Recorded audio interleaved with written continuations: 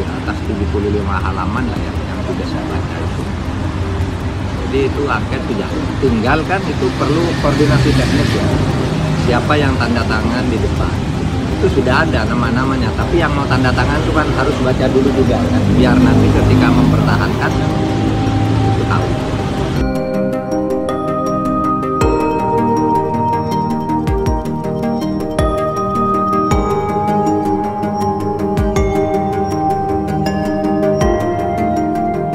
Nah, di sini cukup mengejutkan ya.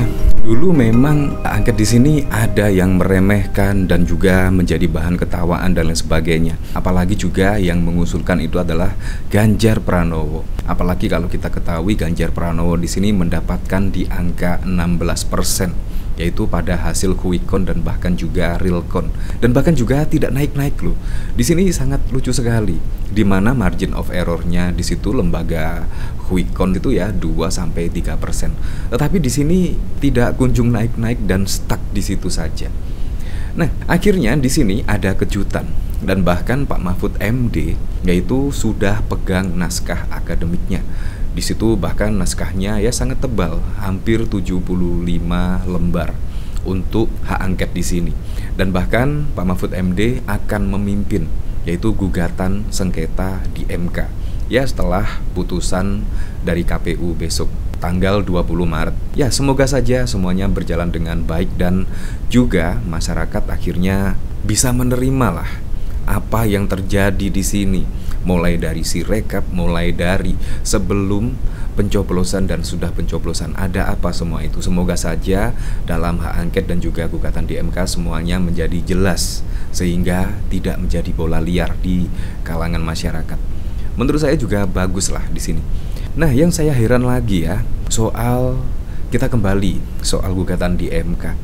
Saya masih ingat betul pada waktu lalu di sini, yaitu bahkan MK pada saat lalu itu bahkan sudah digugat 27 kali. Soal apa? Soal presidential threshold, yaitu 20%. Ya, banyak yang menggugat di sini, ya bisa diturunkan lah menjadi 10 atau bahkan 0%.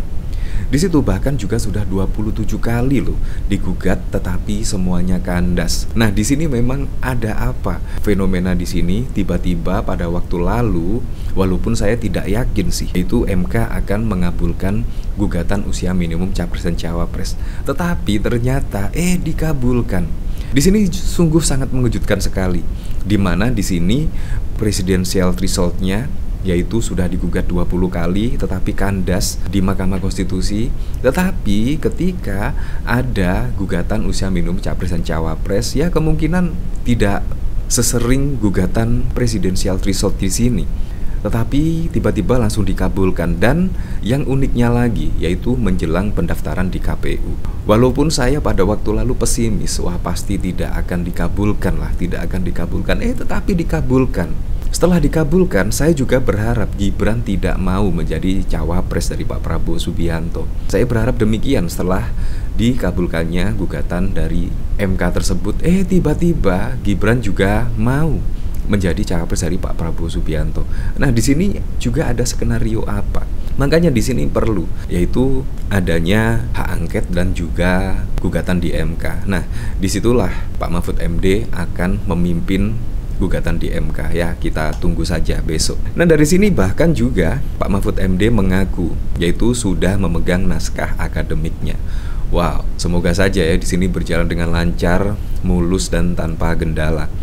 Di sini dari Pak Mahfud MD saya sudah pegang naskah akademiknya, tebal sekali di atas 75 halaman yang sudah saya baca itu. Jadi angket itu jalan, tinggal tuh perlu koordinasi teknis ya, siapa yang tanda tangan di depan, ucap Mahfud. Seperti ini video dari Pak Mahfud MD.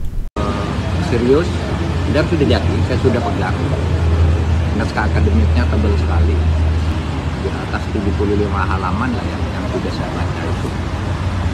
Jadi itu angket sudah, tinggal kan itu perlu koordinasi teknis ya, siapa yang tanda tangan di depan itu sudah ada nama-namanya, tapi yang mau tanda tangan itu kan harus baca dulu juga kan, biar nanti ketika mempertahankan itu tahu. Dan itu jalur politik kan Pak ya? Itu jalur politik yang dikoordinir kalau pada tingkat paslon itu oleh Mas Ganjar, saya jalur hukumnya. Kita berbagi tugas tapi tetap punya kaitan. Dari sini saya juga penasaran, kira-kira komentarnya seperti apa ya di sini? Di sini dari Haris, banyak bacot lah. Di sini dari Oceng, dulu kita berekspektasi MK tidak akan menolak syarat usia cawapres, tapi ternyata Gibran lolos. Kali ini kita meragukan MK mengenai gugatan hasil pemilu yang curang. Insya Allah, justru kebalikannya MK mendiskualifikasi 02 Gibran. Sangat susah sekali ya kalau di sini mendiskualifikasi. Jadi dosen sajalah bos, loba 17%. Ya, di sini memang menjadi olok-olokan ya, yaitu 17%. Menurut saya sih sangat mengejutkan sekali ketika Ganjar Pranowo di sini mendapatkan angka 17% ya, tetapi memang faktanya demikian. Dan menurut saya juga di sini harus transparan ya. Makanya saya juga mendukung lah, yaitu gugatan di MK dan juga hak angket di sini untuk menyelidiki. Ya kalau ada kecurangan di situ, ya kalau tidak ada kecurangan ya kita harus legowo lah. Ya saat ini pun saya juga legowo, misalkan besok dipimpin Prabowo Subianto dan Gibran juga ya tidak masalah kalau memang betul-betul itu kemenangan dari Pak Prabowo Gibran. Nah dari sini bahkan juga dikomentari oleh Husnul Khotimah. Di sini sambil menyertakan sebuah screenshot artikel berita, Mahfud bocorkan instruksi Megawati soal usut kecurangan pemilu, gulirkan hak angket dan juga gugatan di MK. Ya memang kalau saya melihat dari Pak Mahfud MD pada waktu lalu, dari statement Pak Mahfud MD memang berbarengan, yaitu gugatan di MK dan juga menggulirkan hak angket. Di situ memang ada beriringan antara kedua gugatan itu dan hak angket di situ. Nah, di sini dari seru ini, Pak Ganjar mantan anggota DPR 2 kali akan mengkoordinir jalur politik melalui hak angket DPR. Wow. Prof Mahfud mantan ketua MK akan mengkoordinir jalur hukum di MK. Mahfud bocorkan instruksi Megawati soal usut kecurangan pemilu, gulirkan hak angket dan juga gugatan di MK. Wah, di sini ya sangat keren sekali. Nah, di sini dari komentar analisa bebas udah diingatkan juga pada awal tahun 2023. Apa sih? Catat ya, tahun 2024 pasti ada yang menuding KPU itu curang.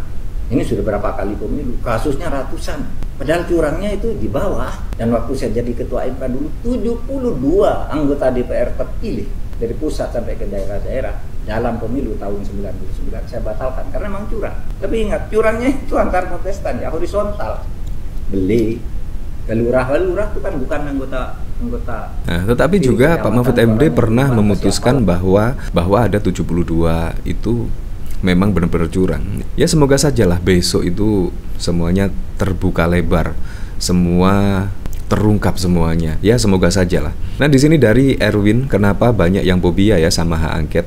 Selama tujuannya jelas untuk kebaikan berdemokrasi, mestinya mari sama-sama kita dukung dong. Ya seharusnya didukung lah. Kita yang katanya sudah kalah santai saja menerima bulian dari mereka yang tidak setuju ketika DPR menyiapkan hak konstitusi berupa hak angket. Demokrasi sedang tidak baik-baik saja di negara kita. Biarkan anjing menggonggong khalifah berlalu. Ya seperti itulah, tetapi memang kita kembalikan lagi ke masyarakat ya. Seperti apa? Tetapi kalau saya pribadi sih saya setuju ya, biar tidak ada dusta di antara kita lah, kemungkinan seperti itu. Nah di sini bahkan dari berita Era ID siap tarung sengketa Pilpres 2024 ke MK, Mahfud MD gugatan permohonan sudah jadi. Ya seperti itu. Tetapi saya berharap sih siapapun besok presiden dan wakil presidennya, semoga saja bisa merealisasikan semua janji-janji kampanyenya dan juga bisa merealisasikan semua program-programnya sehingga bisa dinikmati oleh masyarakat.